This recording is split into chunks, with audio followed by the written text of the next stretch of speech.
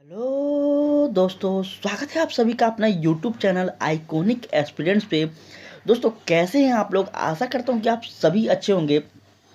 और दोस्तों, जैसा कि आप सभी को पता है कि 2023 का जो वर्ष है वो काफ़ी ज़्यादा इम्पोर्टेंट वर्ष है उन सभी साथियों के लिए जो गवर्नमेंट एग्ज़ाम पाना चाहते हैं। ठीक है दोस्तों, तो इसी को ध्यान में रखकर हम भी आपके लिए रेगुलर क्लासेस ला रहे हैं और वो सभी टॉपिक को ला रहे हैं, वो सभी कंटेंट को ला रहे हैं बेहतर से बेहतर, जो कि आपको एग्ज़ाम में डायरेक्ट पूछे जाते हैं।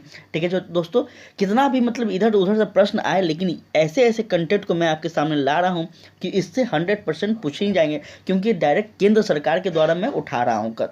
ठीक है दोस्तों, तो उम्मीद करते हैं कि दोस्तों कि आज का यह सेशन भी आपके लिए काफ़ी ज़्यादा फायदेमंद होगा। दोस्तों, नवगठित जांच समितियां हैं दोस्तों, ये जितने भी भारत सरकार की जांच समितियां हैं, राज्य सरकार की जांच समितियां, इन सभी का हम लोग इस क्लास में अध्ययन करेंगे। ठीक है, तो दोस्तों आपसे एक रिक्वेस्ट है कि आप लेक्चर को पूरा ज़रूर देखें दोस्तों, उसके बाद आप डिसाइड करें कि आपको इस चैनल पे सब्सक्राइब कर कर रुकना है या फिर दोस्तों नहीं रुकना है। अभी मैं सब्सक्राइब करने के लिए बिल्कुल भी नहीं बोलूँगा, पहले आप डिसाइड कर लीजिए कि कैसा है, आगे आपको फ़ायदा होगा या नहीं होगा। तो चलिए दोस्तों, हम लोग स्टार्ट करते हैं।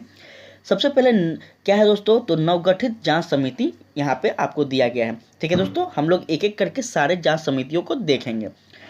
सबसे पहला जांच समिति है दोस्तों ए आर दवे समिति। ठीक है, यहाँ पे देख सकते हैं दोस्तों, ए आर दवे समिति किसके लिए है, तो अखिल भारतीय फुटबॉल महासंघ मामलों के निगरानी हेतु इसको बनाया गया है। दोस्तों, इस चीज़ को आप लोग याद रखेंगे। अगर आपसे पूछ लिया जाए कि फुटबॉल महासंघ के भारतीय फुटबॉल महासंघ के मामलों को जांच कौन करते हैं, अगर आपसे ऑप्शन में अलग अलग चीज़ दे दिया जाए तो याद रखेंगे दोस्तों वहाँ पे कि आपको वही चीज़ सही करना है कि कौन सा ए आर दवे समिति इसका सही आंसर होगा। चलिए आगे हम लोग नेक्स्ट बात करें दोस्तों, तो नेक्स्ट है प्रदीप नदरा जोग समिति। ठीक है दोस्तों, यहाँ पे आप देख सकते हैं प्रदीप नदरा जोग समिति है, जिसके किसके लिए है दोस्तों, तो यह डिफॉल्टरों से पैसा की वसूली हेतु इसे बनाई गई है। ठीक है, प्रधानमंत्री के पंजाब दौरे के दौरान सुरक्षा चूकों की जांच के लिए इस समिति को बनाई गई है दोस्तों, तो इस चीज़ को आप लोग याद रखेंगे। ठीक है, नेक्स्ट हम लोग बात करें दोस्तों, इसकी अध्यक्ष है।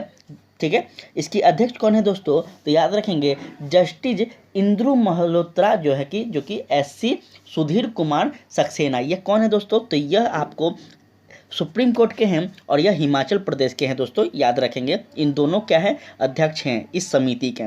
ठीक है, चलिए दोस्तों हम लोग आगे बात करते हैं। तो आगे है आपका थोड़ा सा और इसमें डिटेल है दोस्तों, तो थोड़ा सा और इसमें डिटेल आप लोग लिख लेंगे, क्योंकि ये प्रधानमंत्री की सुरक्षा के लिए लेकर है, तो इसको इम्पॉर्टेंट है, आप लोग लिख लेंगे दोस्तों।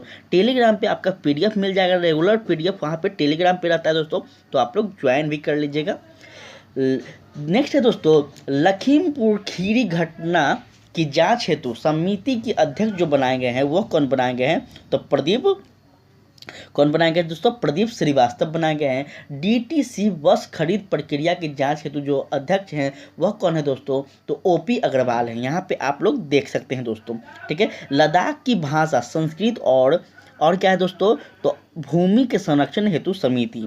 ठीक है, चलिए आगे है अध्यक्ष इसके कौन है दोस्तों, तो इसके अध्यक्ष है केंद्रीय गृह मंत्री राज्य मंत्री कौन है, तो जी किशन रेड्डी हैं दोस्तों, ये सब याद रखेंगे आप लोग। ठीक है, अलग अलग समितियां बनाई गई है अलग अलग चीज़ की जानकारी हेतु, जांच हेतु। आगे हम लोग बात करते हैं दोस्तों, तो आगे है आपका, यहाँ पे आप लोग आगे देख सकते हैं। आगे है दोस्तों, नेताजी सुभाष चंद्र बोस की 125वीं जयंती हेतु समिति जो बनाए गए थे उसके अध्यक्ष कौन थे, तो पीएम श्री नरेंद्र मोदी थे। और स्वतंत्रता की 75वें वर्षगांठ मनाने हेतु जो समिति बनाई गई थी उसके अध्यक्ष भी नरेंद्र मोदी ही थे। टीआरपी आकलन हेतु जो समिति बनाई गई थी शशि शेखर वेम्पति थे दोस्तों, याद रखेंगे, इन सभी चीज़ को याद रखेंगे।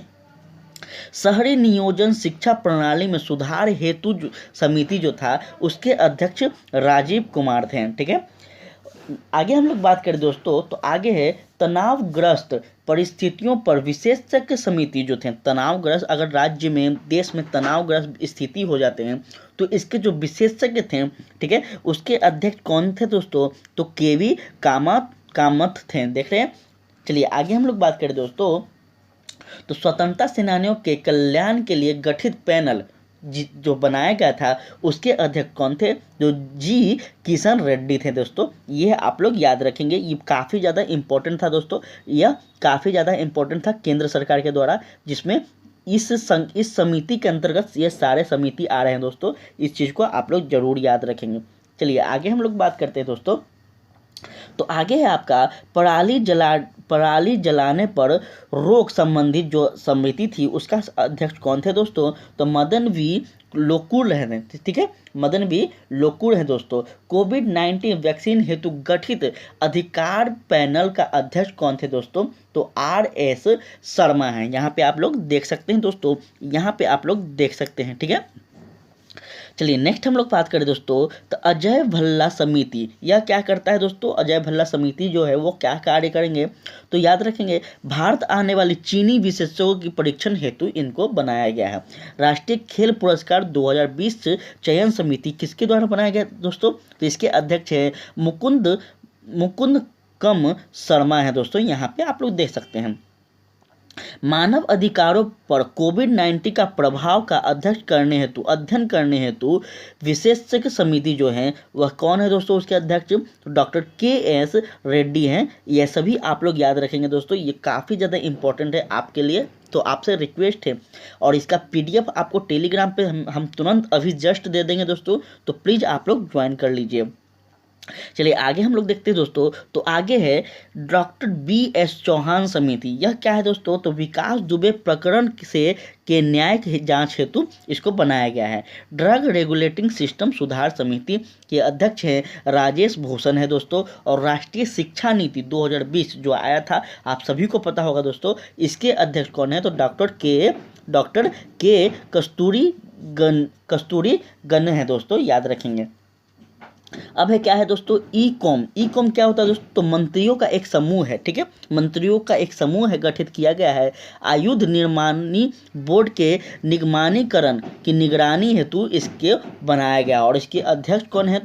तो आप सभी को पता होगा, केंद्रीय मंत्री राजनाथ सिंह है, इस आप सभी को पता होगा, ठीक है दोस्तों। चलिए आगे हम लोग बात करते हैं। तो आगे है SCL दास समिति। अब ये क्या समिति है? SCL दास समिति कौन सा समिति है? तो असम में ऑयल इंडिया लिमिटेड के एक कुएं में हुए विस्फोट की जांच हेतु इनको बनाया गया है, इस समिति को, ठीक है। प्रवंसन सेन समिति क्या है दोस्तों? तो सरकारी आंकड़ों में राजनीतिक हस्तक्षेप रोकने के लिए इसको बनाया गया है दोस्तों, याद रखेंगे। KB कामथ समिति, यह क्या समिति है दोस्तों? तो यह समिति का जो कार्य है कोविड-19 संबंधित तनावग्रस्त परिस्थितियों के समाधान के लिए वित्तीय मापदंडों का सुझाव देने हेतु इस समिति को गठित किया गया है, ठीक है। किसी भी तरह का कोई समस्या, चलिए आगे हम लोग बात करते हैं। तो आगे है दोस्तों आपका मिहिर शाह समिति। अब ये क्या समिति है? तो राष्ट्रीय जल नीति मसौदा तैयार करने हेतु इसको बनाया गया है दोस्तों। सुजीत भल्ला समिति क्या है? तो व्यापार वाणिज्य से संबंधित नीति निर्माण हेतु इसको बनाया गया दोस्तों, ठीक है। अमिताभ कांत समिति क्या है? तो ट्रेनों को निजी क्षेत्रों में देने हेतु, ठीक है, जो ट्रेन है उसे निजी क्षेत्रों में देने हेतु इस समिति का गठन किया गया है। तो देख सकते हैं आप लोग दोस्तों, यहाँ पे किरण रिजिजू समिति, यह क्या है दोस्तों? किरण रिजिजू समिति क्या है? तो 2020 से 24 के बीच क्या करना है? तो ओलंपिक की तैयारी हेतु इस समिति का गठन किया गया है। तो ये सही जितने भी समिति हम आपको बढ़ाए हैं दोस्तों, ये सभी केंद्र सरकार के। तो आप देख सकते हैं दोस्तों, केंद्र सरकार जो है वह अकेले काम नहीं करती है, इस चीज़ को आप लोग पता अभी चल गया होगा। जितने भी अलग अलग क्षेत्र में काम होते हैं वो क्या करते हैं केंद्र सरकार? तो वो अलग अलग समिति गठित करते हैं और समिति में कुछ मेंबर रखते हैं, उस मेंबर को दे देते हैं, उस कार्य को सौंप देते हैं। तो यह चीज़ आपको आज शायद पता चल गया होगा दोस्तों। चलिए आगे हम लोग बात करते हैं दोस्तों, जो कि काफ़ी ज़्यादा इंपॉर्टेंट है, नई शिक्षा नीति 2020, ठीक है, इस पर हम लोग बात करते हैं। तो 29 जुलाई 2020 को मानव संसाधन विकास मंत्री रमेश पोखरियाल निशंक द्वारा नई शिक्षा नीति की घोषणा की गई थी। आप सभी को पता होगा उस समय कोरोना काल था और काफ़ी ज़्यादा यह चर्चा में भी था दोस्तों। तो नई शिक्षा नीति के निर्माण के लिए इसरो प्रमुख के कस्तूरी रंगन की अध्यक्षता में विशेषज्ञों की एक समिति ने मई 2019 को राष्ट्रीय शिक्षा नीति 2020 का मसौदा तैयार किया था। ठीक है दोस्तों, नई शिक्षा नीति के तहत वर्तमान में सक्रिय 10+2 के शैक्षणिक मॉडल को के स्थान पर क्या कर दिया गया है, तो 5+3+4 मॉडल लागू किया गया है। इस पे हम आपको पहले के क्लास में बता चुके हैं ये क्या है दोस्तों। राष्ट्रीय शिक्षा नीति 2020 लागू करने वाला प्रथम जो राज्य था वह कौन था, तो हिमाचल प्रदेश है दोस्तों। ये काफ़ी ज़्यादा इंपॉर्टेंट है, आपसे ये सभी नहीं पूछा जाएगा, ये इंपॉर्टेंट है दोस्तों, तो इसको याद रखेंगे। नेक्स्ट है राष्ट्रीय शिक्षा नीति 2020 लागू करने वाला दूसरा राज्य कौन है, तो मध्य प्रदेश है दोस्तों। इन चीज़ को आप लोग याद रखेंगे एग्ज़ाम के पॉइंट ऑफ व्यू से। चलिए आगे हम लोग बात करते हैं दोस्तों। तो आगे है आपका धारा 370 तथा 335A जो कि समाप्त हो गया। ये काफ़ी ज़्यादा चर्चा में था दोस्तों और आपको यह पता भी होगा। ठीक है, थोड़ा सा हम लोग इस पे चर्चा करते हैं। ये तो काफ़ी ज़्यादा फेमस ये सब चीज़ थे, तो पहले से ही आपको पता होगा। 11 अगस्त 2019 को जम्मू कश्मीर राज्य का विशेष दर्जा समाप्त कर धारा 370 और 35A को हटा दिया गया है। ये सभी को पता होगा दोस्तों, अगर नहीं पता है तो प्लीज़ आप लोग यहाँ से ध्यान रखेंगे। चलिए आगे हम लोग बात करते हैं। तो जम्मू कश्मीर के में धारा 370 के 3 खंडों में से एक खंड 1 अभी भी लागू है दोस्तों। इस चीज़ को आप लोग याद रखेंगे। खंड 1 जो है वह अभी भी लागू, मतलब पूर्ण तरीका से धारा 370 जो है दोस्तों यह पूरी तरह से समाप्त नहीं की गई है। सभी लोग यही जान रहे हैं, पूरे भारत में यही बताया गया है कि धारा 370 जो है समाप्त हो गया है, लेकिन हम इसको लाने का मेरा जो उद्देश्य था वह यही उद्देश्य था दोस्तों कि थोड़ा आप डिटेल में समझ सकें। ठीक है, नेक्स्ट हम लोग बात करते हैं दोस्तों। तो धारा 370 हटने के समय जम्मू कश्मीर के राज्यपाल कौन थे, तो याद रखेंगे सत्यपाल मलिक थे दोस्तों। और इससे पहले सत्यपाल मलिक क्या थे दोस्तों, तो बिहार के राज्यपाल थे। बिहार के बाद वो जम्मू कश्मीर चले गए थे। ठीक है, तो ये सब आपसे पूछा जा सकता है दोस्तों कि धारा 370 समाप्त होने के समय राज्यपाल कौन थे वहाँ के, तो सत्यपाल मलिक थे। इस चीज़ को याद रखना होगा। आगे है धारा 370 हटाने के लिए जम्मू कश्मीर पुनर्गठन विधेयक 2019 को क्या हुआ था दोस्तों, तो गृह मंत्री अमित शाह ने 5 अगस्त 2019 को राज्यसभा में पेश किया था। ये इम्पोर्टेंट है दोस्तों, आपसे पूछा जाएगा कि इस विधेयक को पारित कब किया गया था, पेश कब किया गया था। तो याद रखेंगे 5 अगस्त 2019 को किसके द्वारा किया गया था, तो गृह मंत्री अमित शाह के द्वारा किया गया था। ठीक है, जम्मू कश्मीर राज्य 2 केंद्र शासित प्रदेश बनाए गए हैं, जम्मू कश्मीर एवं लद्दाख। ये सभी को पता होगा। ठीक है, के रूप में 31 अक्टूबर 2019 को अस्तित्व में आया। अब पूछ दिएगा आपसे कि अस्तित्व में कब आया, तो 31 अक्टूबर 2019 को आया है बच्चे। इस चीज़ को आप लोग याद रखेंगे। केंद्र शासित प्रदेश जम्मू कश्मीर के पहले उपराज्यपाल कौन थे, तो गिरीश चंद्र मुर्मू थे दोस्तों। इस चीज़ को आप लोग याद रखेंगे। तथा लद्दाख के पहले उपराज्यपाल कौन है, तो याद रखेंगे राधा कृष्ण माथुर हैं दोस्तों। कब, जब आपका ये धारा जब समाप्त हो गया, नए विधि बनाए गए, नए कानून बनाए गए, तब की बात की जा रही है। तो इतना उम्मीद करते हैं कि इससे ज़्यादा आपको नहीं पूछा जाएगा एग्जाम में, तो इतना आप याद रखेंगे, प्लीज़ आपसे रिक्वेस्ट है। नेक्स्ट है दोस्तों नीति आयोग। अब नीति आयोग के बारे में क्या है, ये तो सबको पता होगा। नीति आयोग बनाया गया है 2015 में। इसके प्रधानमंत्री अध्यक्ष होते हैं। देखते हैं इसमें क्या इंपॉर्टेंट है। चलिए, नीति आयोग भारत सरकार द्वारा 1 जनवरी 2015 को गठित की गई संस्था है तथा यह क्या हुआ था, तो योजना आयोग के स्थान पर बनाया गया था। ये सभी को पता होगा। नीति आयोग एक गैर संवैधानिक निकाय है। यह इंपॉर्टेंट है दोस्तों, याद रखेंगे। वह संवैधानिक आयोग नहीं है, यह गैर संवैधानिक है। इस चीज़ को आप लोग याद रखेंगे। नीति आयोग के अध्यक्ष प्रधानमंत्री होते हैं और नीति आयोग के प्रथम उपाध्यक्ष कौन है, तो अरविंद पानखड़िया हैं दोस्तों। इस चीज़ को आप लोग याद रखेंगे। इनके बारे में कोई नहीं जानता है। ठीक है, अध्यक्ष के बारे में तो सभी जानते हैं, उपाध्यक्ष के बारे में कोई नहीं जानते। चलिए, नीति आयोग के प्रथम सीईओ कौन है दोस्तों, तो याद रखेंगे प्रथम सीईओ कौन है, तो श्री सिंधु खुल्लर हैं दोस्तों। इस चीज़ को याद रखेंगे। ठीक है, चलिए अब क्या है दोस्तों, तो अब है आपका अंतिम और काफ़ी ज़्यादा इम्पोर्टेंट एड्स एवं सर्विस टैक्स। ठीक है, यहाँ पे आप लोग थोड़ा सा देख सकते हैं दोस्तों, यह भी नया है दोस्तों, आपके एग्जाम के पॉइंट ऑफ व्यू से काफ़ी ज़्यादा इंपॉर्टेंट है, तो इसलिए मैं बता भी रहा हूँ। भारत में जीएसटी लागू कब हुआ था, तो 1 जुलाई 2017 को। ठीक है, शायद किसी को याद होगा, बहुत सारे स्टूडेंट ऐसे होंगे जिसको याद नहीं भी होगा।